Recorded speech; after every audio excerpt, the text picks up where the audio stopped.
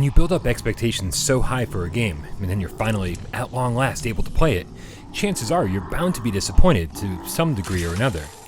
Maybe the story didn't turn out the way you wanted, or the controls just didn't come together, but for whatever reason, the game that you'd hoped to play just wasn't the one that was delivered. So after a year of building excitement for the Persistence, calling it over and over my most anticipated PlayStation VR game, I knew that I could be setting myself up for a major letdown. So no one is happier than I am to tell you that not only did developer Firesprite deliver on all of my expectations, but the longer I played, the more I realized they actually exceeded every single one.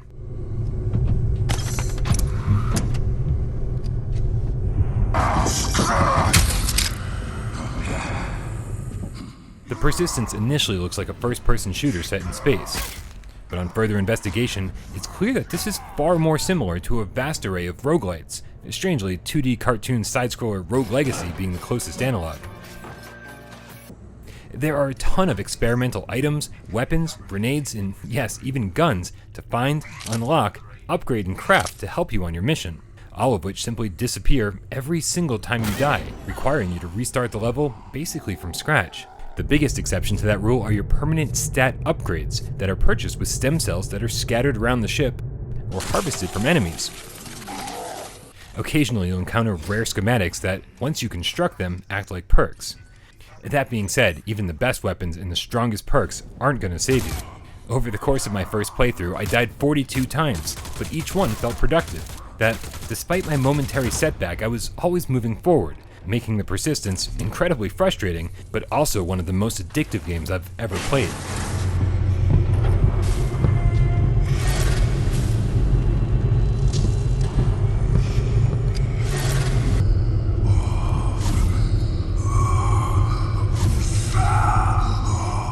There are only 4 decks on the ship to explore, but gameplay length is not one of my complaints.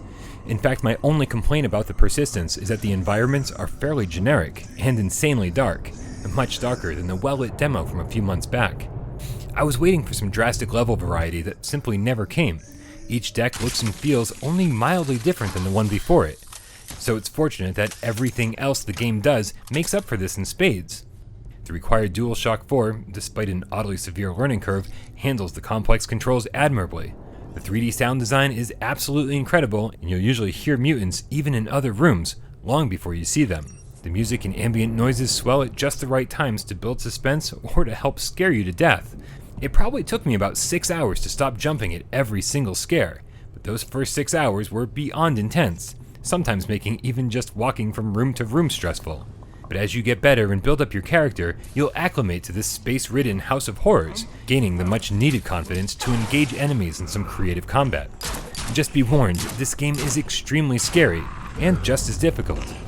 And if you dare let someone watch you play, there's a free downloadable app for your tablet or smartphone that lets a second, non-VR player invade your game.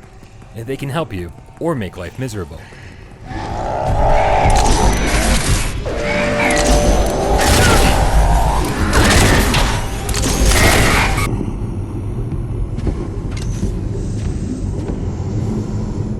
After 17 hours, I finally saw the end of the game.